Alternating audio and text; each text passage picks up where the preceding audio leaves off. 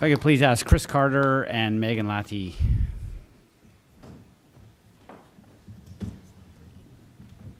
Once again, I'll pose the question, and Chris, you'll respond first, Megan second, and then follow up with questions after that. It's your question. What can the city do to stimulate denser commercial development? Well, I think ultimately that comes down to zoning. I'm fully in support of having dense commercial development, office high-rises, that sort of thing. I think it's very important to diversify our tax base and also make it easy for more well-paying professional jobs to come to Port Moody. Yes. Okay. Megan?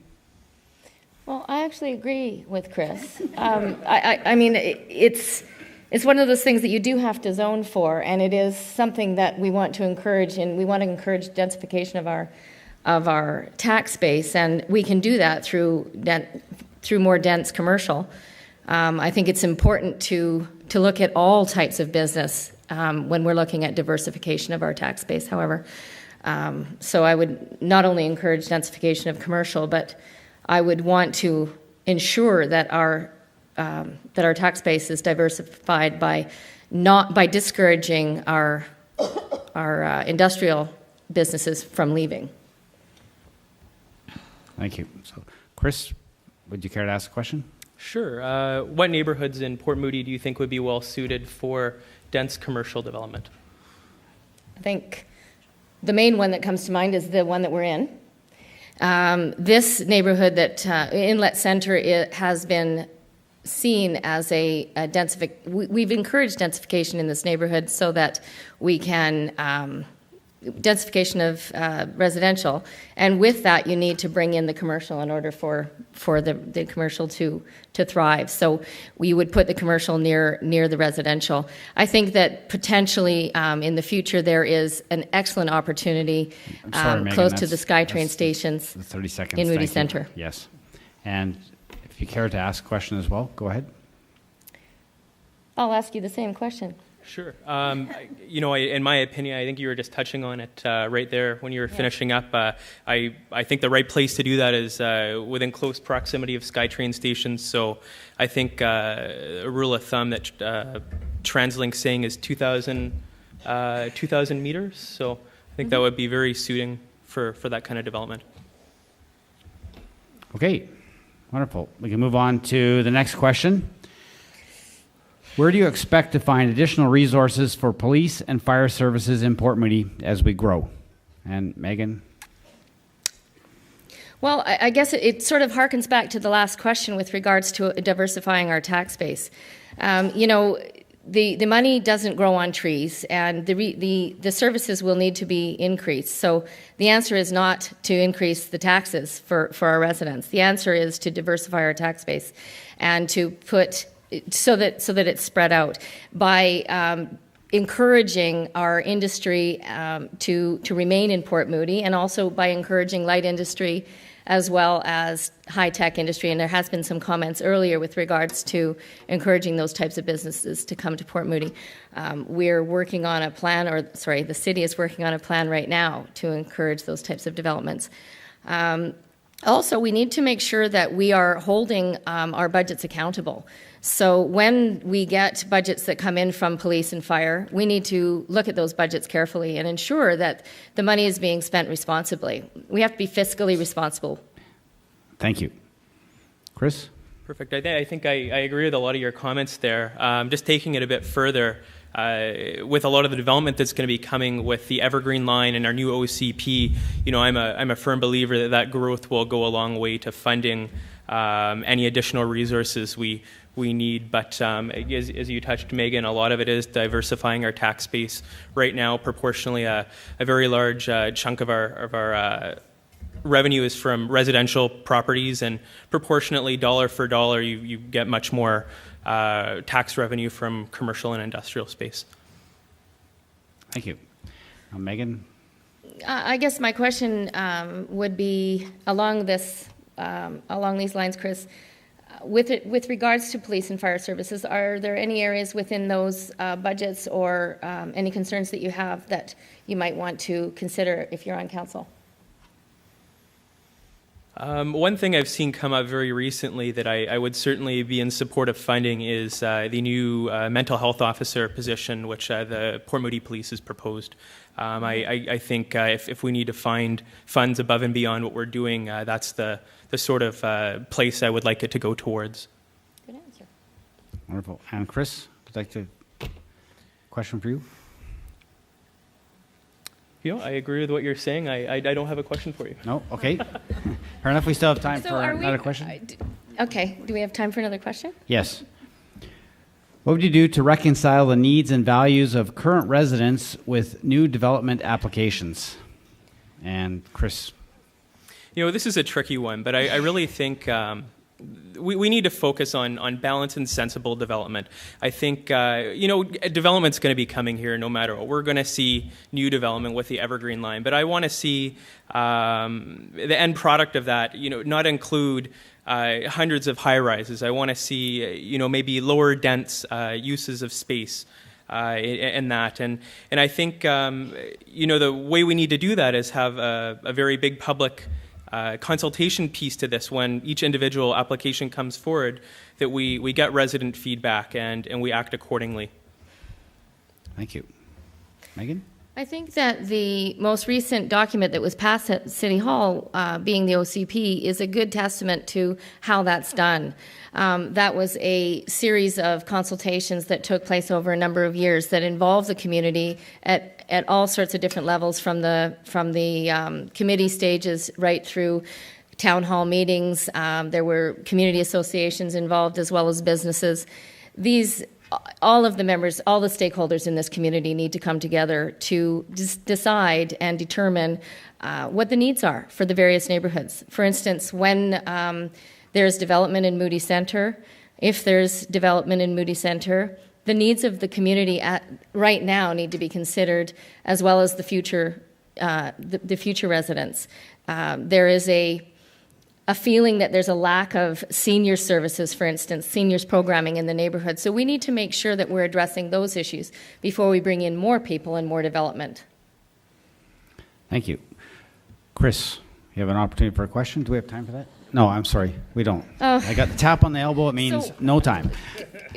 So when we come back, which question do we... The original chamber question. Can you think back? You had so many questions. It's hard to remember. Your question was, what can the city do to stimulate denser commercial development? Okay, thank you. Thank you. Wonderful. And could I please ask Ann and Callan to come forward, please?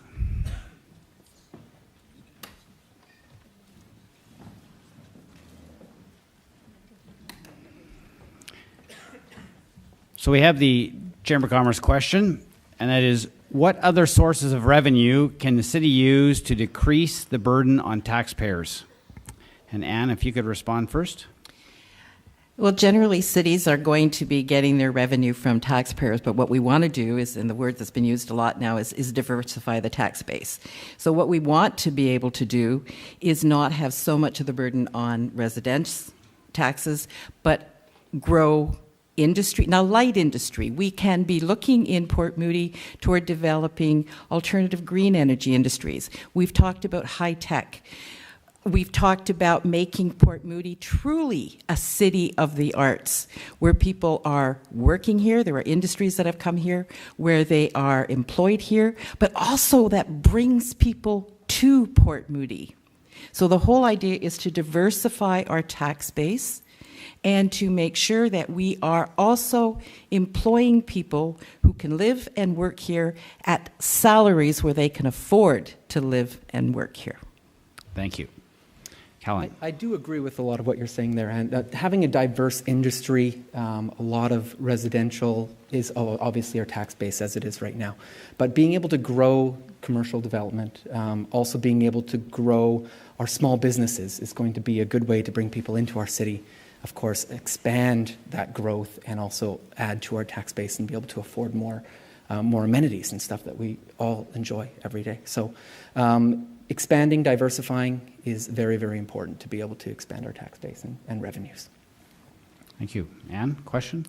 Yes. How would you see being able to attract those industries? With the Evergreen line coming in, there is a huge potential for business to be able to expand in Port Moody, especially in the center area. So making sure that we are using that Evergreen line to promote business, to promote people coming to our city, getting off the train and enjoying our small businesses that we have. So if we can make it accessible, it's already there, it's already coming. So the ability to get in and out of the city is there without using a car. But to be able to make people come on in and enjoy what we have as services, our parks, our businesses, to make it a small community built around that line, I think is extremely important. Thank you. And Callan, your opportunity to ask. And with the expansion at Moody Centre, with this Evergreen line coming in, what type of industry would you like to see in that area to expand that growth? I think there are a lot of options that we have, and we would be looking at, I think, a number of them over time. It's something that needs to be studied, that needs to be done in consultation, but I certainly can see developing the arts industries in that area even more. We have to build up along the SkyTrain line much more commercial, again, because people working there, living there, coming there, you want everything to be close by, convenient for everyone. But one of the major things that we also need to do is... Thank you. I know. 30 seconds just goes by so fast. I know, especially when you're French and you want to talk 20% longer. Need more handwork, maybe. All right, that allows us to move on to one of the questions that was sent in. And the next question is, it seems the, in brackets, soccer ball has been dropped on any plans for the Inlet field redevelopment. What exactly would you like to see happen here? And Kaylin, this is you. As part of the Parks and Rec Commission, there's demand all across the city for more parks and recreation spaces, more activities, more involvement from all different levels of the community. So the soccer field is one thing that has gone into a little bit of a phase where we need to redevelop it, rebuild it, make it a space that can really be utilized for all members of the community. It is something that I think that we should be looking at as council on a major capital plan that we should be looking at to be able to involve that area, maybe even expand it to allow more space, more usability of that area, and make it so that it's a place that everybody wants to go and we can expand our soccer program. So I do believe in that. Thank you. Anne? I'm actually surprised this question didn't come up earlier because it's one of the questions and issues that's raised the most often at the door after development. A lot of people are really concerned about the quality of the soccer pitches and the lacrosse pitches. And they're very concerned about the fact that their children are not able to participate in soccer here in Port Moody and that they're having to go to Coquitlam, etc. So I think we do need to find a way to meet the needs of the families. And that's part of, we get a lot of people in and we're talking about increasing our population, but this is a prime example of an area where the population that lives here now is not being serviced adequately by what we can offer them. And so this is something we definitely need to look at. It is a cost issue, so it is something we're going to have to look at very creatively. But I think there are ways, and as I've talked to people, they come up with suggestions. So I would look at talking with the families and seeing where we can go from there. Thank you. Callan, a question for Anne? Would you support expanding the soccer field beyond its current size? I'm not sure if expanding or if resurfacing is the answer. And I will answer very honestly, I'm not a soccer mom. So I'm not entirely sure. But this is, again, something where I don't feel I need to have all the answers right now, but this is to go to the community, see what they need, see what the families and the soccer players need. And I think that that's where we can go. And there's a 30 seconds. Yes, there you go. 30 seconds again, zip by. But you get to talk again because you can ask a question now. Okay. So what would you do? Well, the soccer field is already a very large size as it is, but I believe that making it larger and utilizing a little bit more space will allow for more diversity among the types of programs that we can host in that area. Not just having it as a soccer field would be great to be able to incorporate more sports into the area, to be able to have more community involvement. We can use it as a public space for groups to meet and for people to get involved in smaller events. So I think that an expansion on it would be something that we should look at. Doesn't mean that it should necessarily go forward. I'm open to public opinion. I think you guys should be involved. Everybody should be involved in it. Right. That's my time. Thank you. Good. That's it. All right. Thank you. 7 minutes. Thank you very Even much. faster than 30 seconds. Thank you.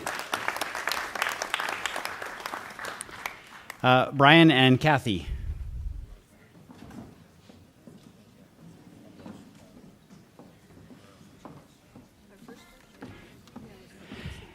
And once again, I'm going to have Brian respond first and Kathy second to the question. What can the city do to curb skyrocketing housing prices? That's a great question. I think, first of all, I think we have to decide where, new housing is going to come from, and if that's, part of the Evergreen line or not, and those types of things. I think that to combat the affordability, we have to offer options to people. If there's no options at a certain price point, then there's no affordability. So if everything up the hill is incredibly expensive and you're a new family and you want to come in here and like myself and grow and expand and meet your neighbors, I think it's incredibly hard if you can't meet these price points.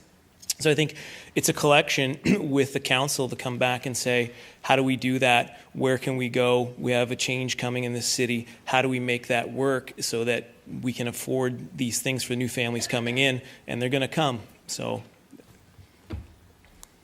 Thank you. Kathy? Okay, can you just ask the question again, please? I can.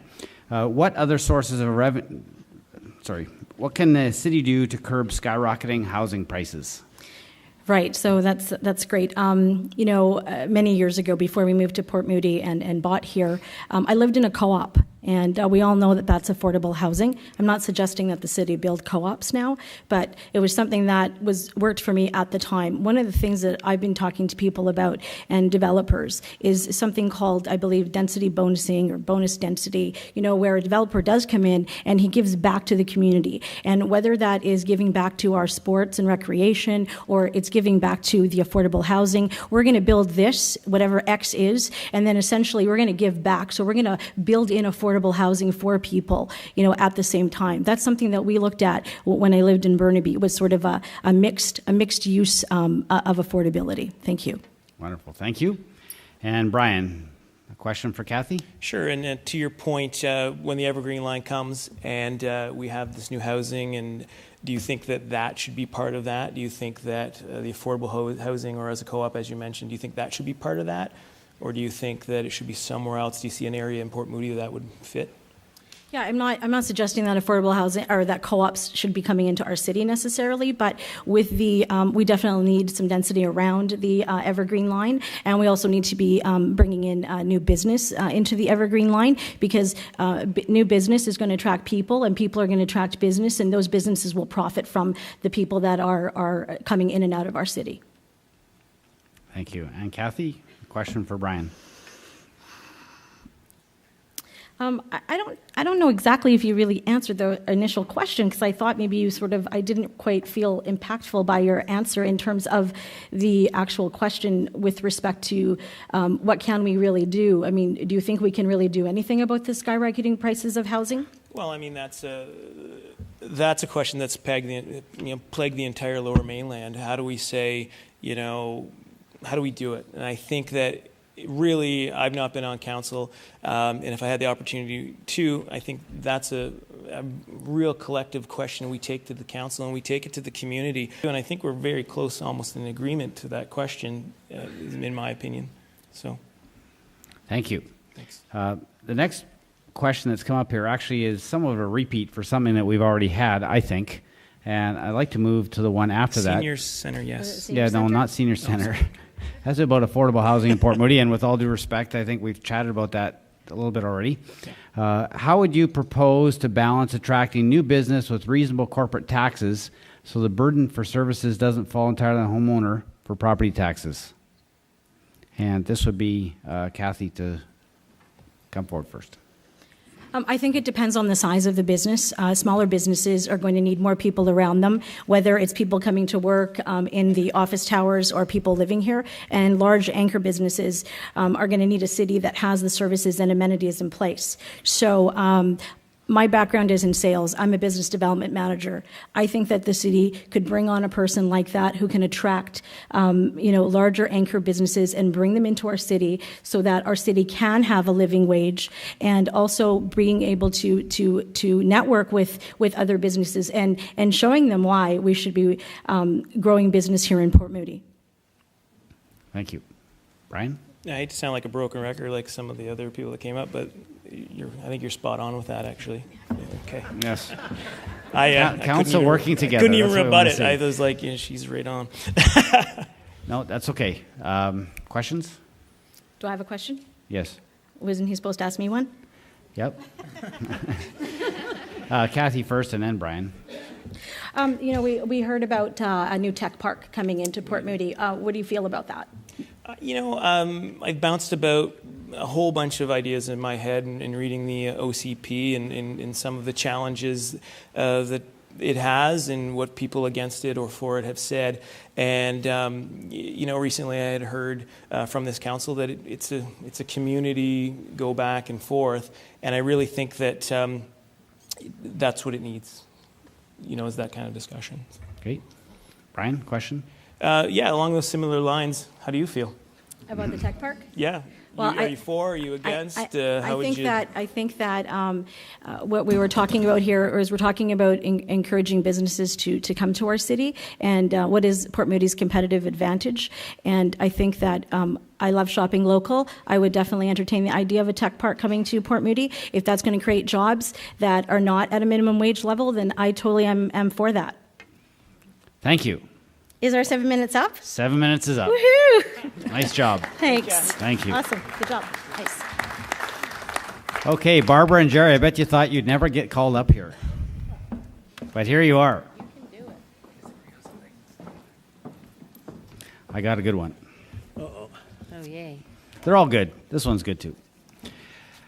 How should the city approach amalgamation with Coquitlam and Port Coquitlam? All the zingers for the end. And in this case, Barbara, you respond first, please. Okay, well, I have a really quick and short answer. I don't believe we should amalgamate with the other cities. Fair enough. That's it? That's it. Perfect. The 1 minute is the maximum you can use. You don't have to use it all. Trust me, I won't. Okay. Well, we're in a complete agreement. One thing that the people of Port Moody have to realize is that with amalgamation, you'll lose your police department. Who wants to do that? We love our police here.